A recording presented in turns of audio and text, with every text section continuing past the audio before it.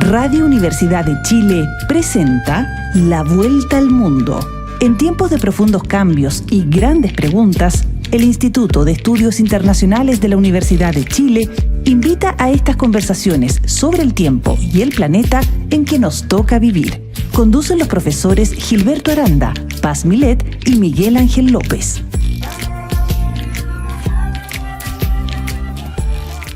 Muy buenas tardes, bienvenidos a una nueva edición del programa La Vuelta al Mundo, el programa del Instituto de Estudios Internacionales de la Universidad de Chile. Soy Paz Milet y en esta ocasión tenemos el privilegio de tener a una internacionalista brasileña de reconocido prestigio, Regiane Fredessan. Ella es profesora asociada de Relaciones Internacionales en la Universidad Federal de Sao Paulo. Además, es presidenta del Foro Universitario del Mercosur. Así que, Regiane, un gusto tenerte. Gracias por acompañarnos en el programa. Olá, Paz. Muchas gracias por la invitación y estar acá con usted hoy, hablando un poco de la política externa brasileña. Muchas gracias. Mira, en los últimos días nos ha sorprendido, ¿no es cierto?, una serie de incidentes que ha involucrado a Brasil. Primero, con Argentina, el tensionamiento de las relaciones con Argentina a partir de una serie de declaraciones realizadas por el presidente Javier Milei, y posteriormente la situación con Paraguay, ¿no? Primero yo quería abordar contigo respecto a la situación generada por las declaraciones de Milei.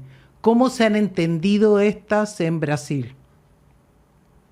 Paz, sinceramente fue algo que se escapó mucho de la diplomacia, pero tenemos que recordarnos que justamente Milei, desde su campaña electoral en 2023, ya estaba duelando con Brasil, o sea, con la política externa brasileña, y tardó mucho para que los presidentes lograsen se encontrar y conversar un poco. Incluso tuvimos la cumbre de presidentes del Mercosur en 2024, que Milei optó a ir a una reunión de liderazgos de extrema derecha, a revés de estar justamente en una cumbre de Mercosur. Eso tuvo un impacto bastante importante para la importancia del bloque, pero logramos, esto es muy importante, logramos continuar involucrados en el Mercosur porque teníamos el acuerdo Mercosur-Unión Europea para ratificarmos. Incluso el presidente Lula, desde que asumió esta gestión, tendría ese como una prioridad de su política externa. Entonces, él tenía que trabajar mucho entre las élites económicas y políticas internamente a Brasil, pero también con los presidentes del Mercosur, así como con la Unión Europea. Entonces, lo que pasó y que está pasando desta vez es intentar encapsular, o sea, afastar-se um pouco deste tipo de crises para continuar trabalhando com os interesses diplomáticos e, sobretudo,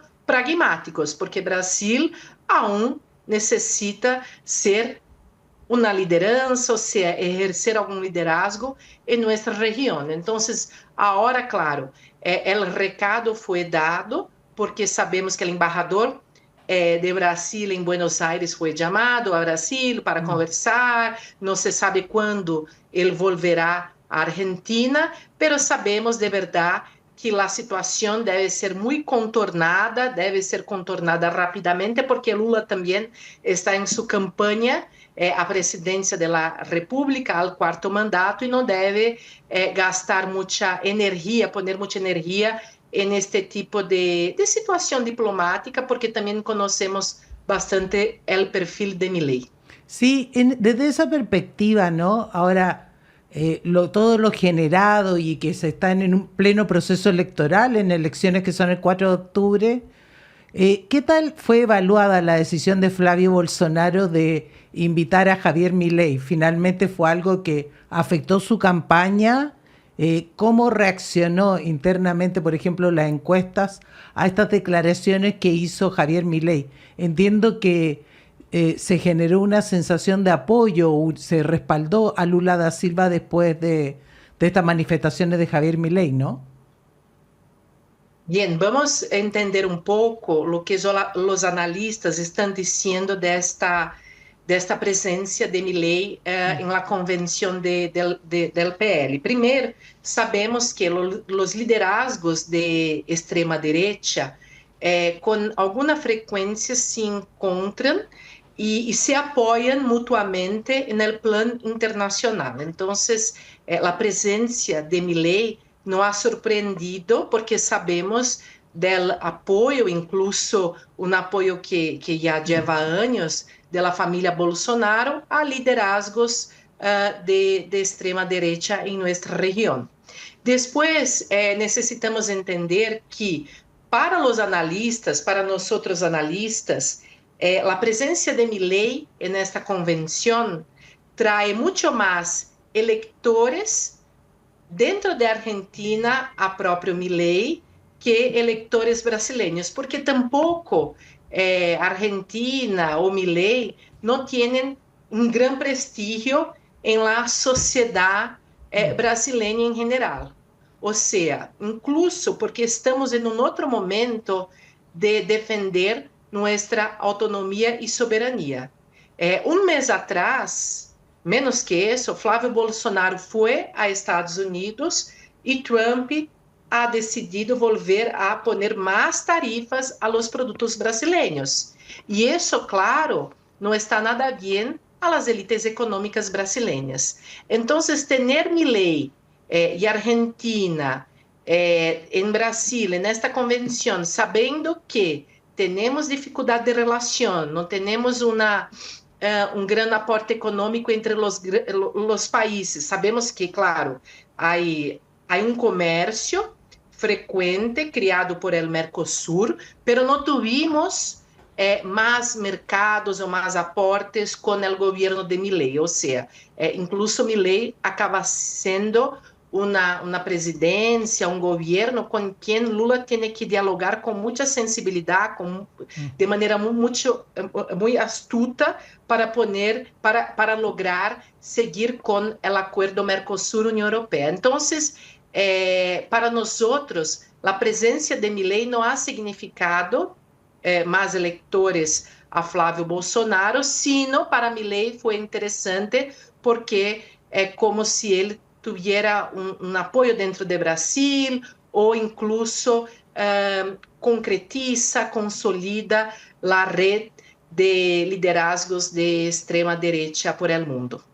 Sí, y en ese sentido, bueno, justo con lo que ocurrió con Argentina, a los pocos días ha habido otro incidente con Paraguay, ¿no? ¿Cómo se explica esas declaraciones de Lula da Silva que generan esta tensión con Paraguay?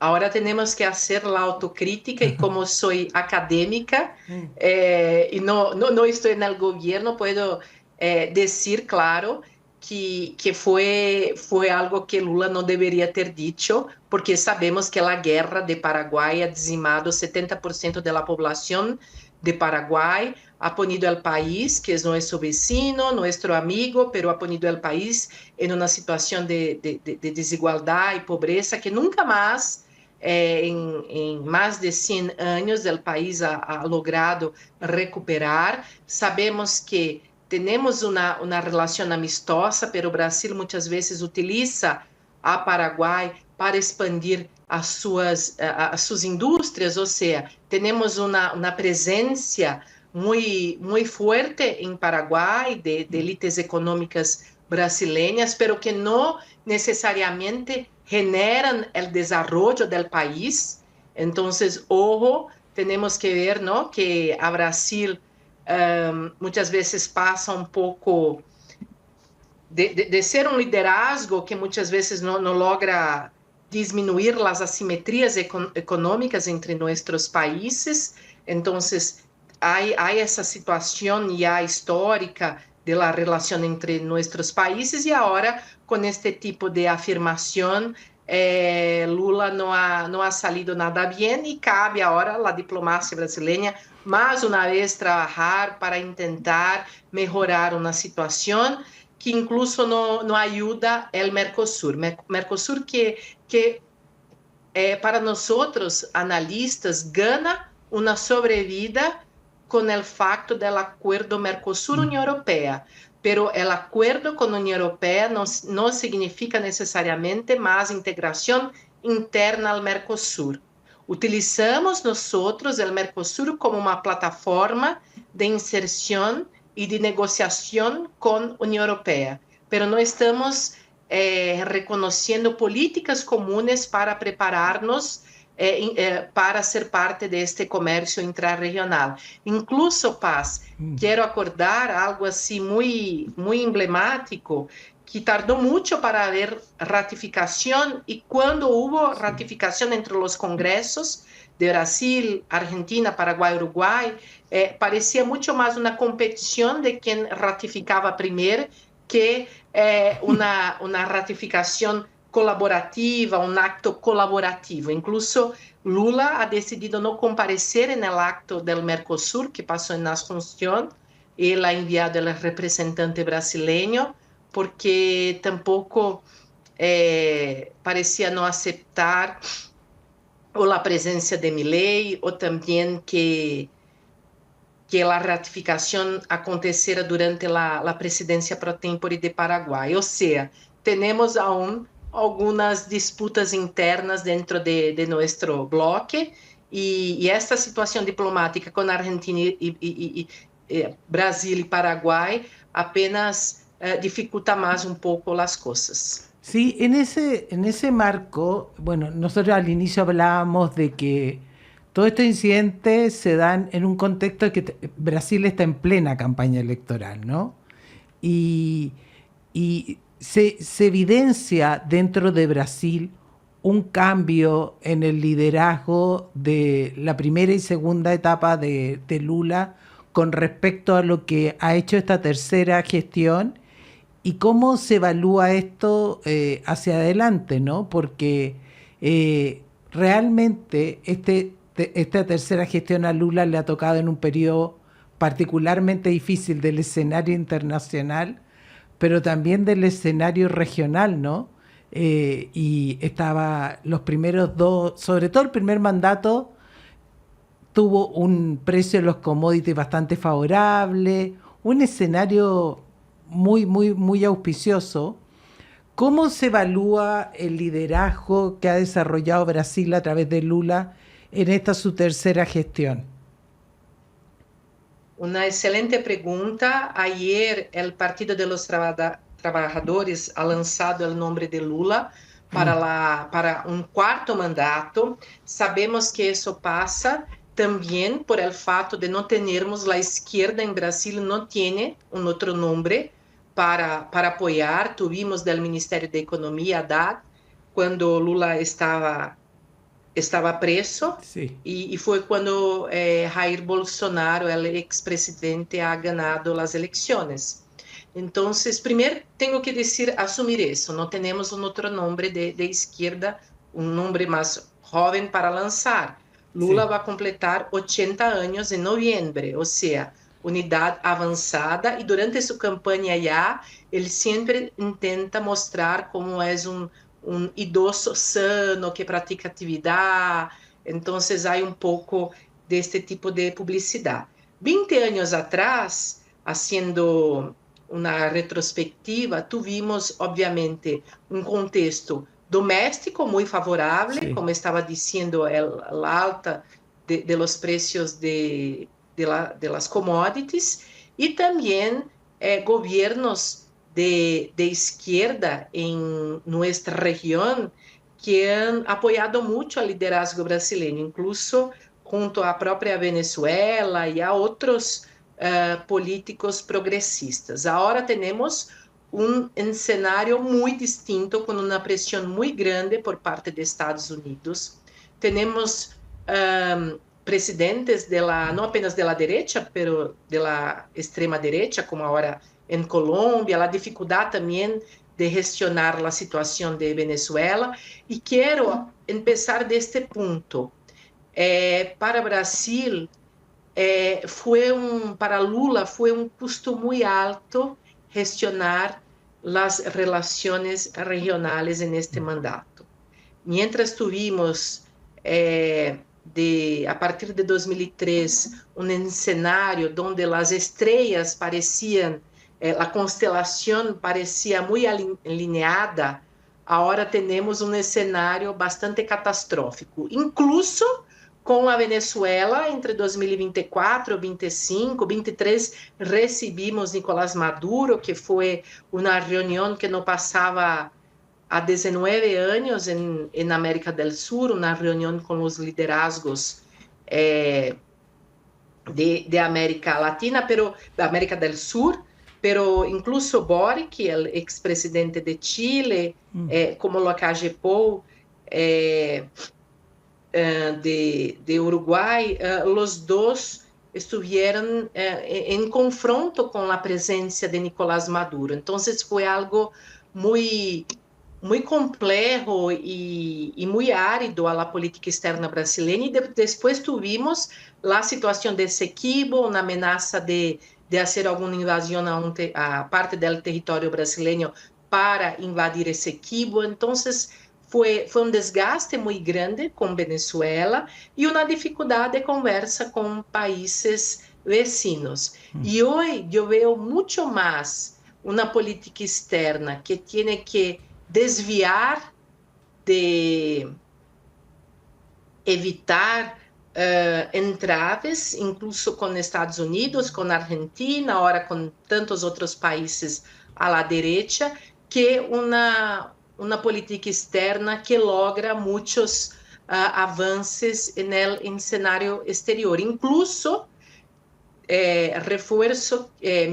quero reforçar que o multilateralismo e o regionalismo estão em crise, e aunque Lula defenda muito o multilateralismo, assim como o regionalismo, não estamos vendo muita salida, ou seja, o retrocesso continua de las organizaciones multilaterales y creo que así será con el gobierno de Trump y con las guerras este año de 2026. Por tanto, es una política externa que tiene que actuar mucho más para evitar conflictos que para lograr avances importantes. Y el actual proceso electoral, bueno, Fabio Bolsonaro oficializó su candidatura hace algunos días. Lula y el Partido de los Trabajadores lo acaban de hacer ayer. Más allá de estas declaraciones, estos incidentes con Argentina y Paraguay, ¿la política exterior está siendo realmente tema de la agenda electoral? O, por ejemplo, se está centrando en el tema de los aranceles impuestos por Estados Unidos, ¿no? Dentro de la política externa brasileña, la campaña de Lula va intentar ancorar mucho en esta cuestión de soberanía y autonomía. Yeah. De la misma forma, Paz, quiero recordar que hubo un esfuerzo enorme del presidente Lula en convertir élites económicas industriales que estaban en contra del acuerdo Mercosur-Unión Europea para que se tornaran favorables. Entonces, Lula va a intentar siempre probar que el acuerdo puede traer ganos importantes, aunque ya estamos recibiendo algunas barreras no tarifárias por parte da União Europeia, pero hubo também um esforço grande de Lula para sermos cada vez mais acordos com México, com Ásia em geral e outros países mundo afuera. Então, desde o princípio das tarifas de 2025, a política externa de Lula está trabalhando muitíssimo para encontrarmos novos parceiros comerciais. E essa será, claro, uma das bandeiras mais importantes da política externa desta campanha eleitoral de Lula. E no caso de Fabio Bolsonaro, ¿no? ¿Cuáles son sus prioridades en el marco de política exterior? Nosotros... Para Flávio Bolsonaro é muito claro que estar em um alinhamento direto com Estados Unidos será sua bandeira de campanha. Então, mientras Lula não vai estar criticando tanto a Estados Unidos como defendendo a autonomia, a soberania, assim como parcerias mundo afuera. Por sua vez, Flávio Bolsonaro apoia sua campanha em um alinhamento direto com os Estados Unidos, e sabemos que a população latino-americana, em geral, siente uma aproximação muito grande com os Estados Unidos por la influência, incluso, que eles exerceram de soft power por todas estas décadas, assim como Flávio Bolsonaro vai ancorar também neste diálogo com governos a la extrema direita. Temos parte da população brasileira que crê, e aí eu tenho que assumir que há um ponto da política doméstica que é prioridade em todas as eleições de América Latina, que é a segurança pública. Exato. Assim como foi em Chile, assim como foi em Colômbia, vai ser em Brasil. Então, há gente de Brasil que crê que o sistema de Bukele, assim como de Abelardo de la Espriella, que vai começar agora,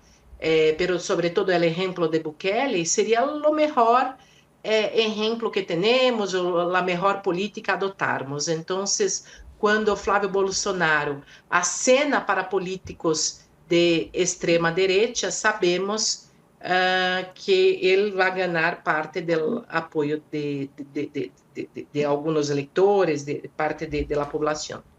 Claro, pero aquí la diferencia de Brasil, ¿no es cierto?, con respecto a otros países de la región, bueno, más allá de las composiciones que puedan tener en los legislativos después de la elección, está el hecho que ustedes tienen una de las diplomacias más reconocidas a nivel no solo regional, sino a nivel mundial, ¿no? Realmente, bueno, en el caso de que saliera Flavio Bolsonaro, Itamaraty tendría un rol bastante más mermado que, por ejemplo, el que ha tenido durante estos últimos años, durante la gestión del Partido de los Trabajadores y ahora con Lula. ¿Cómo se ve ese espacio para Itamaraty, que es para nosotros un ejemplo a nivel internacional y mundial? Porque cada vez que vemos a un diplomático brasileño actuando, sobre todo en foros multilaterales, es algo que merece ser destacado, ¿no? El alto nivel de profesionalismo que tienen y de capacitación, ¿no? Muchas gracias por el reconocimiento a Itamaraty, de verdad que es un gran orgullo, aunque sabemos cuántos son incluso cerrados, o sea, el Itamaraty tiene una línea de trabajo muy bien definida. Sí.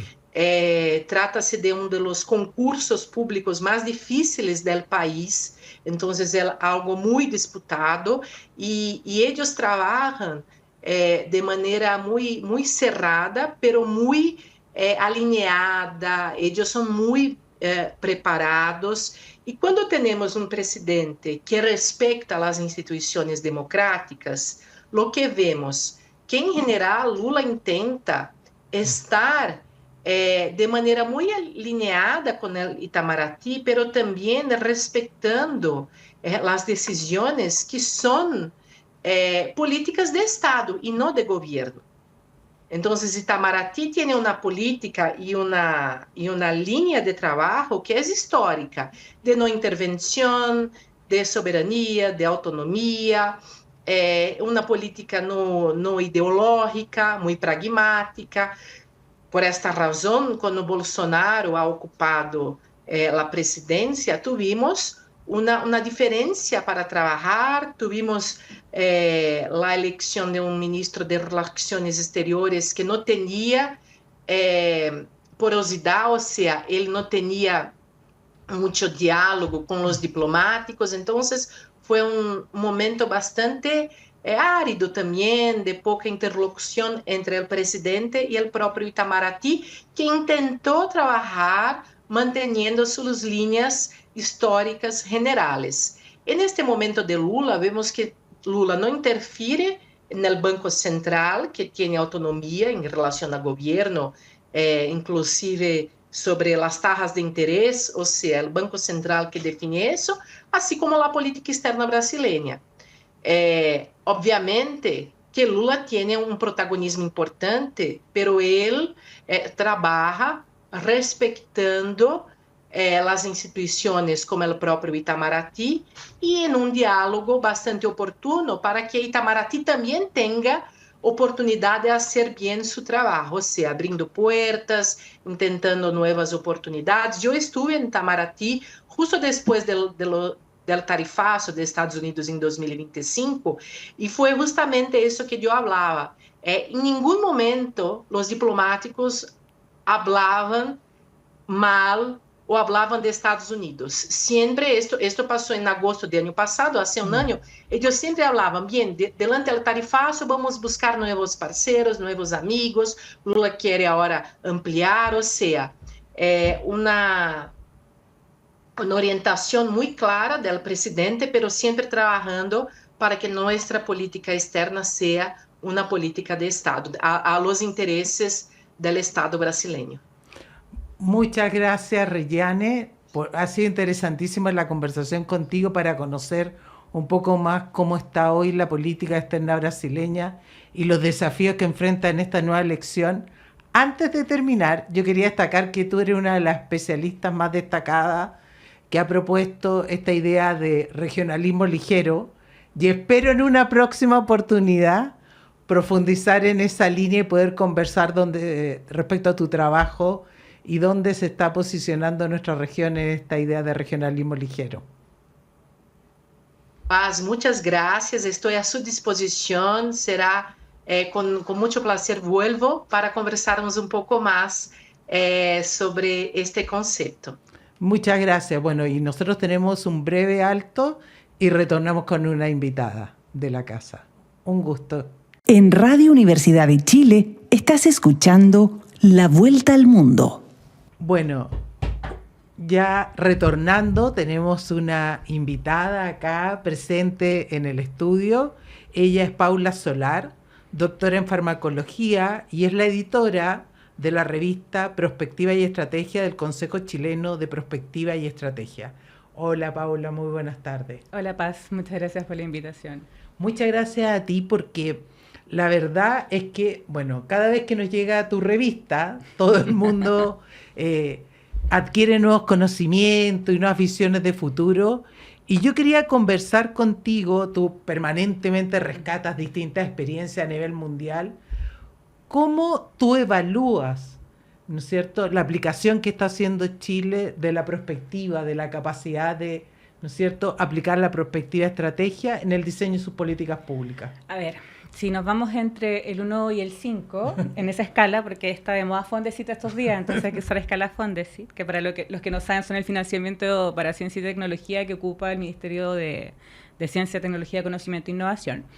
Si pensamos en esa escala, yo lo pondría en un 2, fíjate. Ah, o sea, bastante limitado. Súper limitado. De hecho, hay algunos ministerios que tienen algunas iniciativas asociadas a prospectiva estratégica y que hacen políticas de largo plazo. Yo creo que el único que ha sido exitoso en esta materia es el Ministerio de Energía. El Ministerio de Energía en la época de Piñera se hizo, no fue Piñera, fue Bachelet. Cuando estaba Máximo Pacheco de ministro. Bachelet 2. Sí, se hizo una ruta para Chile 2050 en energía. Yeah. Se ha seguido bastante bien, se hizo la hoja de ruta, ha funcionado, no solamente a nivel de lo que pensamos en energías renovables no convencionales, sino que también en investigación asociada, por ejemplo, a energía nuclear. Yeah. Entonces, desde la CETCHEN se han hecho cosas interesantes al respecto, pero en otros ministerios no ha funcionado de esa manera. Y de hecho, este es un tema que viene de larga data. Yo fui parte de la gente que escribió el proyecto de ley para crear el Ministerio de Ciencia, Tecnología, Conocimiento e Innovación. Y en esos tiempos se puso la idea de que todos los ministerios tuvieran una especie de unidad en donde se hiciera prospectiva estratégica, en donde se pensara en las políticas de largo plazo.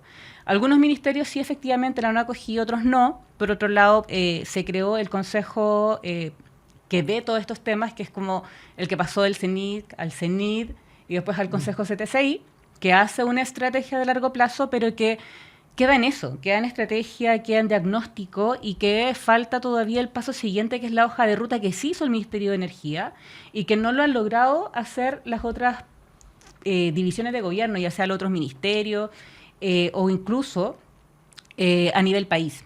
Pero hay un detalle que es interesante, que los gobiernos regionales sí lo hacen. O sea, hay estrategias de desarrollo regional a largo plazo, pero no hay una estrategia país a largo plazo. ¿Y qué gobiernos regionales se destacan en esta perspectiva de pensar en el largo plazo? Todos lo han hecho. De hecho, hace poco ya se están venciendo algunas estrategias regionales. Entonces están empezando a trabajar en las estrategias regionales al 2050, porque hace 15 años atrás hicieron las estrategias regionales al 2030.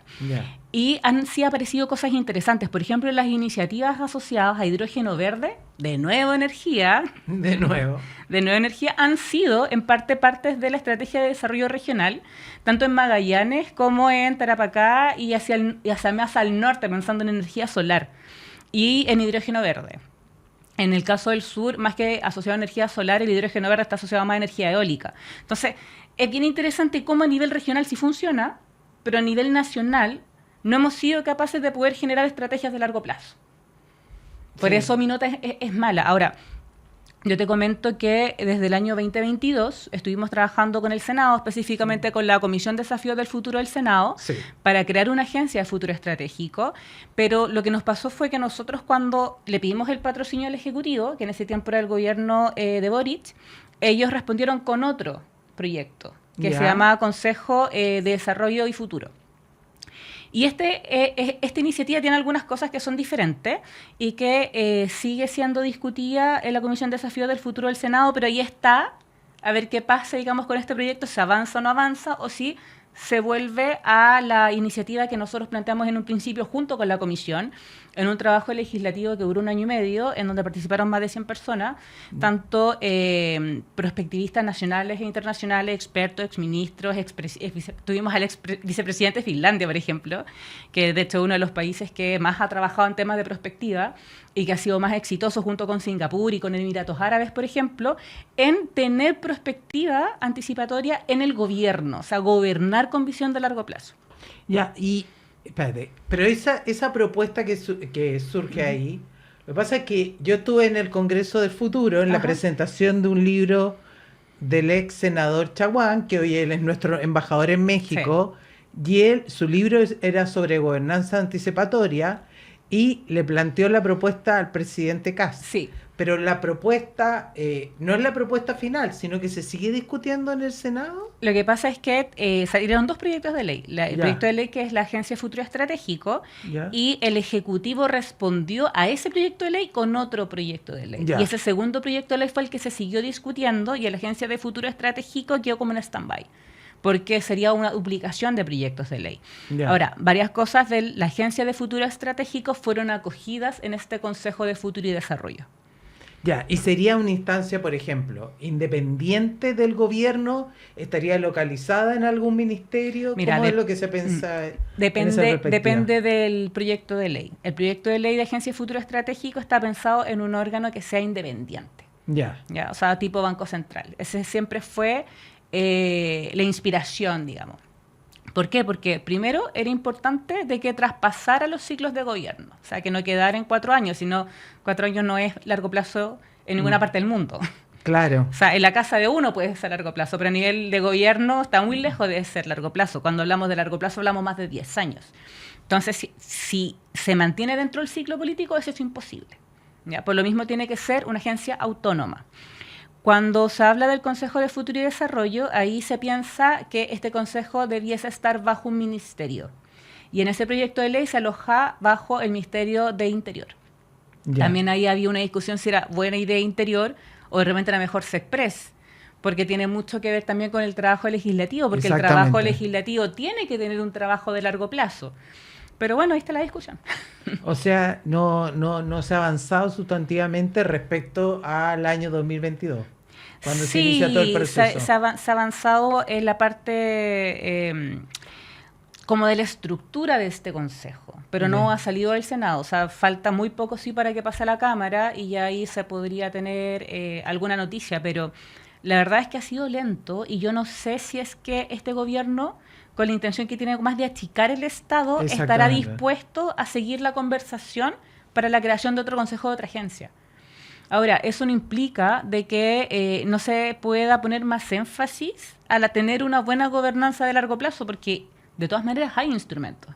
O sea, los ministerios debiesen tener todos una unidad de prospectiva. Está también el Consejo CTCI, que hace esta estrategia, pero estrategia en ciencia y tecnología.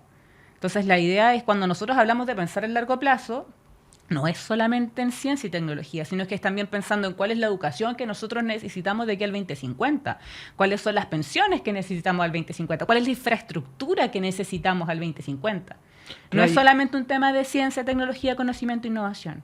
Sí de política basada en evidencia, pero no es lo mismo. Claro, porque acá hay un tema. Nosotros, si vemos el escenario internacional, que sabemos que es difícil hacer prospectiva en un escenario de alta incertidumbre como el de hoy en día, pero nosotros vemos que, por ejemplo, los chinos, ¿no? Están con un diseño prospectivo que guía su accionar al 2100. O sea, te mueres lo que están haciendo los chinos, lo que está haciendo Emiratos Árabes, están años luz de lo que estamos nosotros, mucho mejor preparados para los desafíos que vienen. Ahora, es verdad que nosotros estamos, lo que yo digo siempre, que normalmente se habla de navegar la incertidumbre. Yo hablo de surfear el tsunami.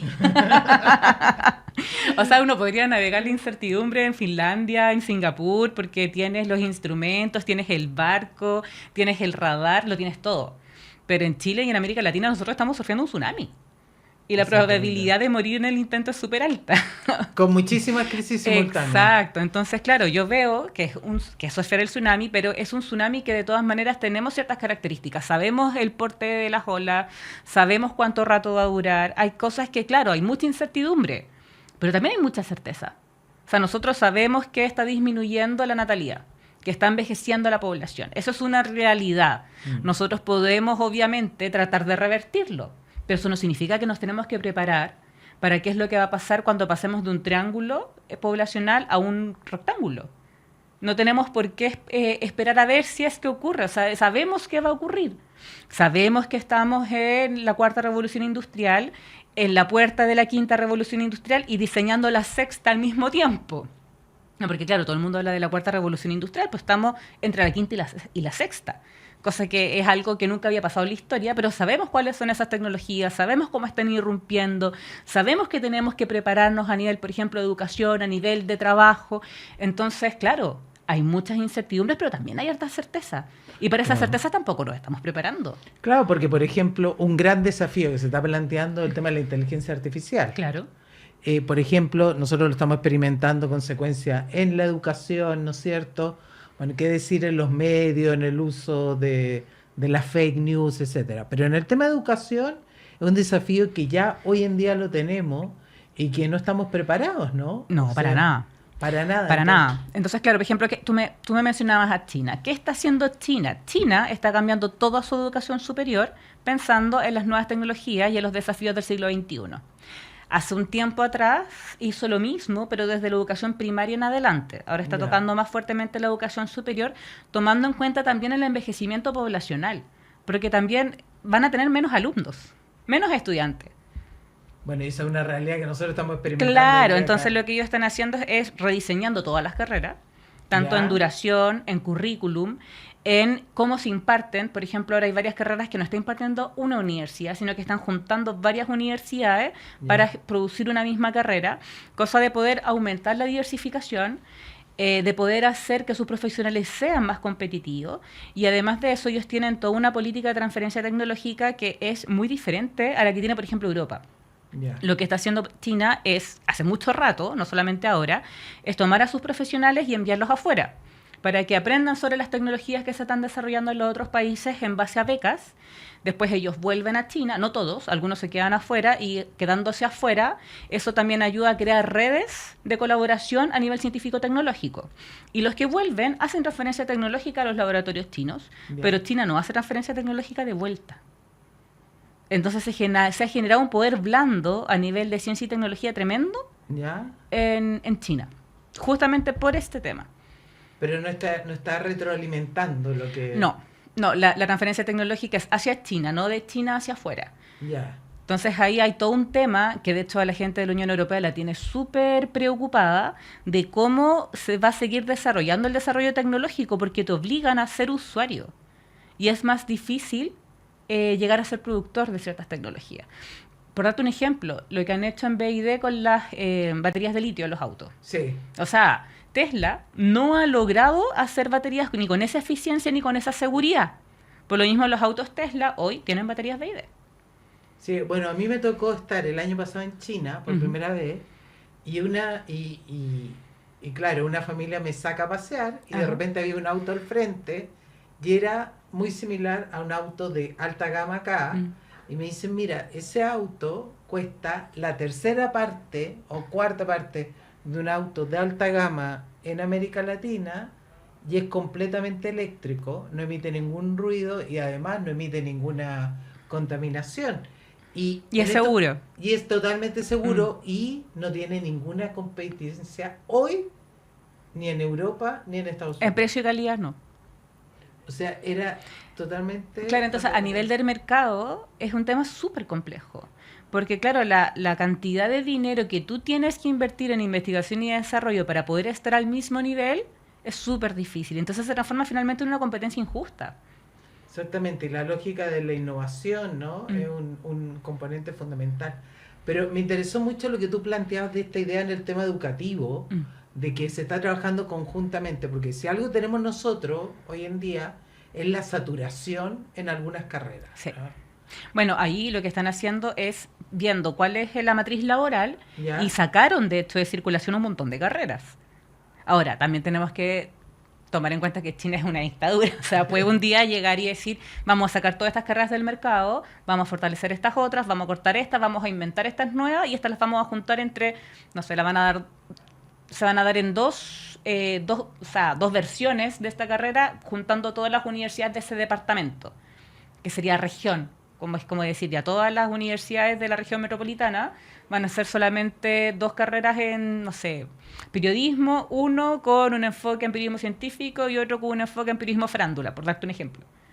Y se hace. Pero la verdad es que nosotros podríamos hacer lo mismo, pero efectuando todo un proceso de análisis con una visión de futuro. Hemos analizado un montón, o sea, yo creo que los diagnósticos están. Otra cosa que se está haciendo, no solamente en China, sino que también en Egipto, en Rusia, en Emiratos Árabes, en Japón, en Francia, en Inglaterra, especialmente, esos son como los países que están más fuertemente trabajando en esto, es que están llevando la industria a la universidad.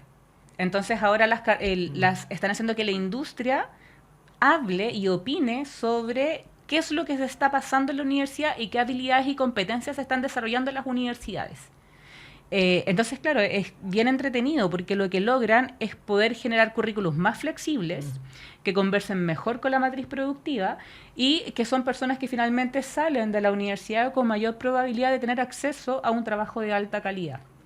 Incluso metiendo metaverso en la universidad, haciendo simulaciones de qué es lo que ocurre realmente en la industria y haciendo procesos de innovación abierta, donde la industria le dice, por ejemplo, las tesis que van a hacer en ingeniería eléctrica van a ser tratando de resolver estos problemas que tenemos de la industria. Entonces, claro, los chicos trabajan en esos temas, sacan sus tesis y casi tienen un trabajo asegurado al salir, porque ya solucionaron un problema específico que tiene la industria. Claro, nosotros, bueno, de alguna manera la universidad se ha ido adaptando, pero de manera bastante más lenta. Muy por ejemplo, lenta. El tema, se están casi eliminando las tesis, cambiándolas por estudios de caso, haciéndolas más funcionales porque había una dificultad. El periodo de demora en sacar una tesis era muy, muy alto, ¿no? Después se están acortando algunas carreras, ¿no? Y pero, muchas universidades ojo, tienen que los alumnos terminan con magíster, ¿no? Ya. Sí, el tema de acortar las carreras, es verdad que se está empezando a hablar mucho más. La Católica hizo algunos esfuerzos en esa área, pero nosotros tenemos que responder también a la acreditación institucional. Y si es que la agencia de acreditación no se adapta a estos cambios y no hace finalmente incentivos para que las universidades hagan estos cambios, no se van a hacer. Porque claramente la universidad tiene pavor a ser castigada por la acreditación, porque finalmente es una cantidad de ingresos enormes que entran por esa vía. Exactamente, y afecta, bueno, el manejo total de la universidad. Claro. Pero bueno, un tema es el tema de la educación, ¿no es cierto? Pero yo quería llevarte al tema salud. Ya, mi tema favorito. Ese es tu tema favorito. ¿Cómo se está aplicando esta visión de futuro en la salud? ¿Qué tan evolucionado está Chile desde esa perspectiva? Ya estamos mejor. Sí, en salud estamos bastante mejor. No sé si gracias a la universidad, yo diría que no mucho de las escuelas de salud, más de las que hacen investigación en salud, más de las que hacen ingeniería. Ingeniería se está metiendo mucho en el tema de salud, están saliendo investigaciones bien interesantes al respecto. Yo creo que el fenómeno post-COVID acá fue bien interesante en hacer que la gente empezara a innovar en temas de salud. Y además todo lo que tiene que ver con inteligencia artificial y con Internet de las Cosas, con manejo de datos, interoperabilidad, se ha metido muy fuerte en todo lo que son sistemas de salud, y es de esperar que en los próximos años nosotros podamos tener a los distintos hospitales, no solamente hospitales, todo lo que tiene que ver con salud primaria, conversando mejor entre ellos, cosa de poder mejorar el viaje del paciente. Pero a nivel de la industria se está haciendo también mucho en investigación y desarrollo. Y de hecho, si nosotros pensamos siempre en cuánto se invierte en Chile en I+D, dentro de lo... O sea, siempre va a ser más el Estado y las universidades que los privados. Que eso es algo que la idea es revertirlo. Pero si nos vamos a analizar los privados, los que más invierten en I+D es la industria farmacéutica a través de estudios clínicos. Yeah. Por lejos.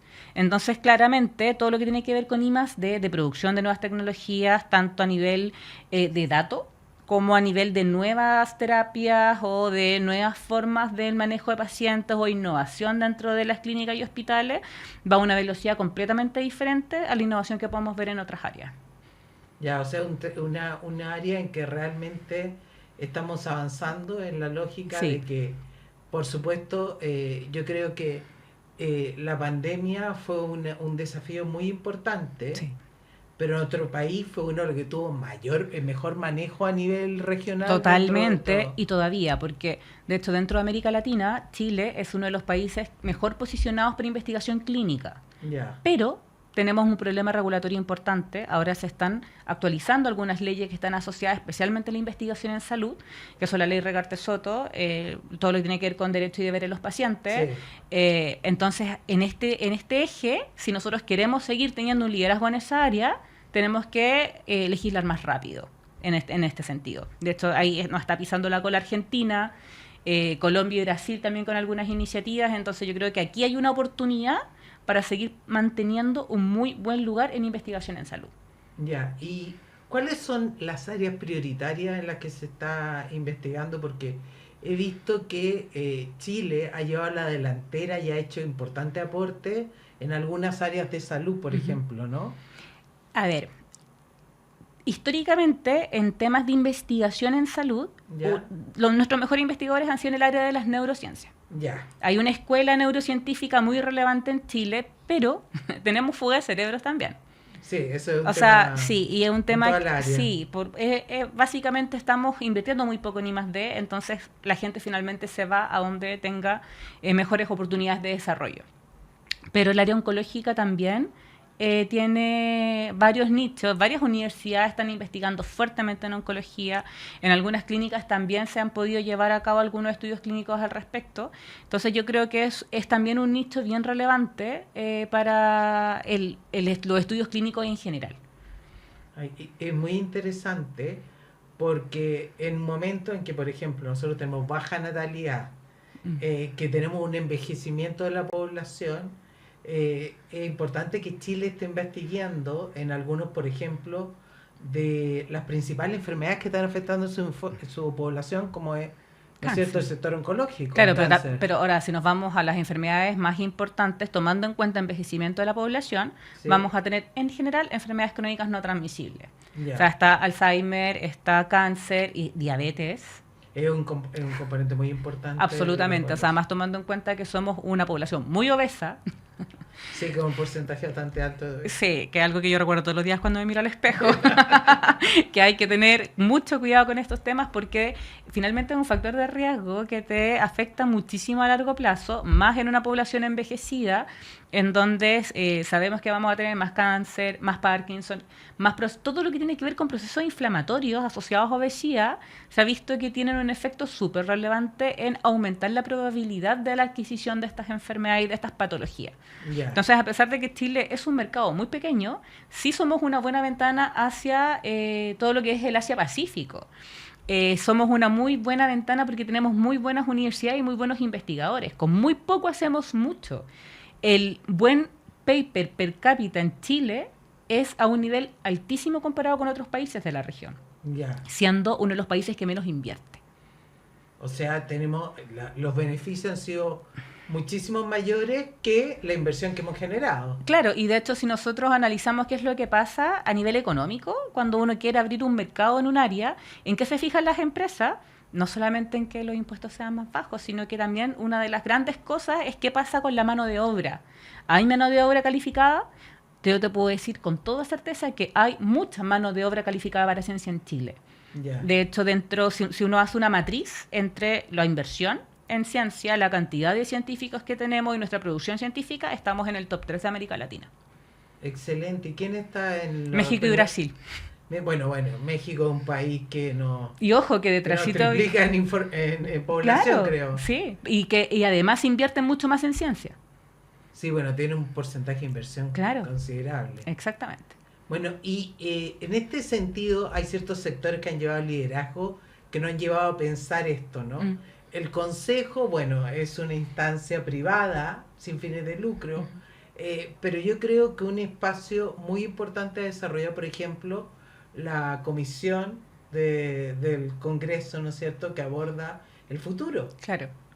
Y que tiene dos espacios, ¿no?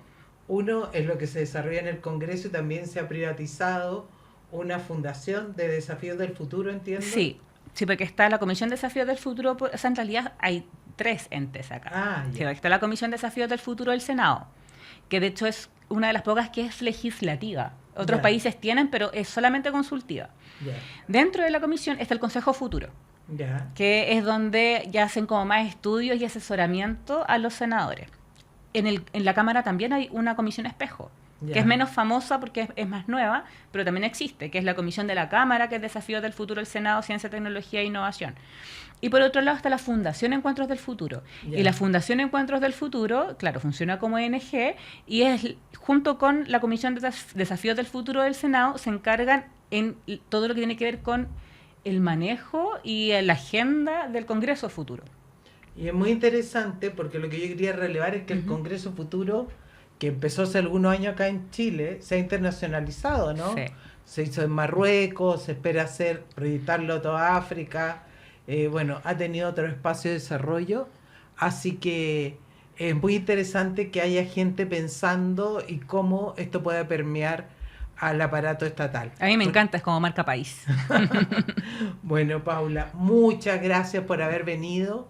Y a ustedes los invito a una nueva versión de nuestro programa La Vuelta al Mundo la próxima semana. Un gusto y nos vemos en una próxima oportunidad. Muchas gracias, Paz. Así llegamos al cierre de La Vuelta al Mundo, aquí en Radio Universidad de Chile. Un espacio de reflexión y diálogo sobre los cambios que marcan nuestro tiempo. En la conducción, los profesores Gilberto Aranda, Paz Milet y Miguel Ángel López.